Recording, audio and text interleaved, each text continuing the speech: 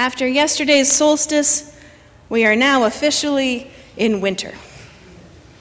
A cold and hard time in some ways. It's also ruggedly beautiful with snow-covered mountain gorgeousness.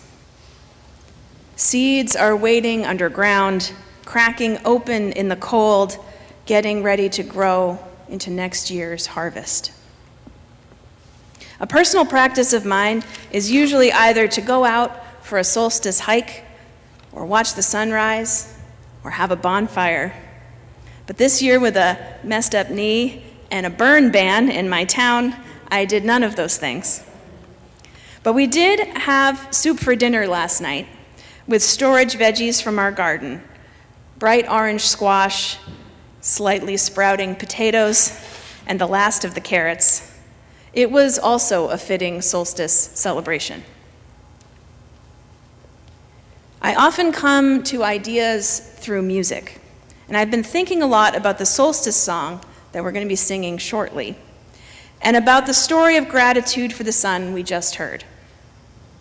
The composer of the song, Alouette Iceland, is a therapist from New Hampshire who specializes in helping folks with trauma and PTSD.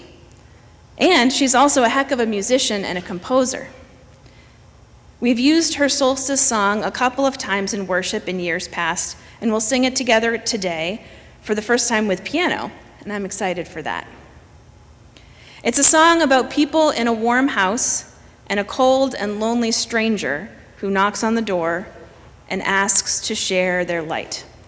The chorus, which for some of you may be familiar, is, "Let me come in and share your light, for I'm without a friend tonight.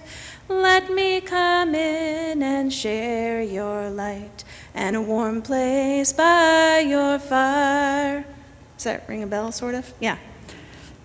So at solstice, we're invited to lift up gratitude for the ways that the sun nourishes us, and the plants and trees and resources that make it possible for us to live in a place where it is in the single digits outside. We might also remember those who make it through the winter here but really don't have the resources for it.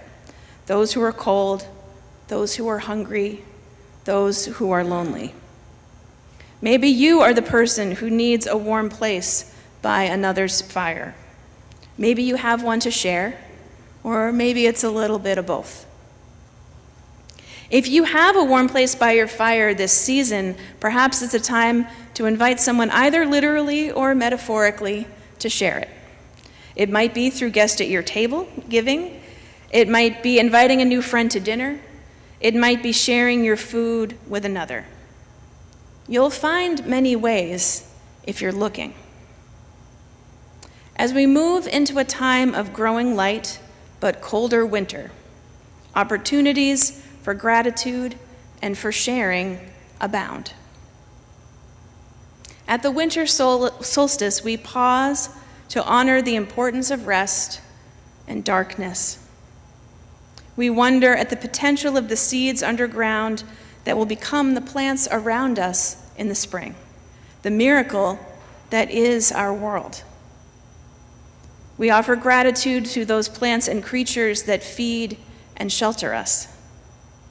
We offer gratitude for the sun and for what it takes to live in such a beautiful and cold place as we do. Without shelter, without warmth, you can't make it all the way through the year here alone. We need resources and each other in order to live through winter. We lift up with gratitude that which carries us through the dark and hungry times, for our light, warmth, and community. We lift up with gratitude the food that we, or others on our behalf, have stored for the winter, and that travels to us from far away so that we can live. We thank the sun and all that sustains us in this season. The sun has returned. Happy solstice, welcome Yule, and blessed be.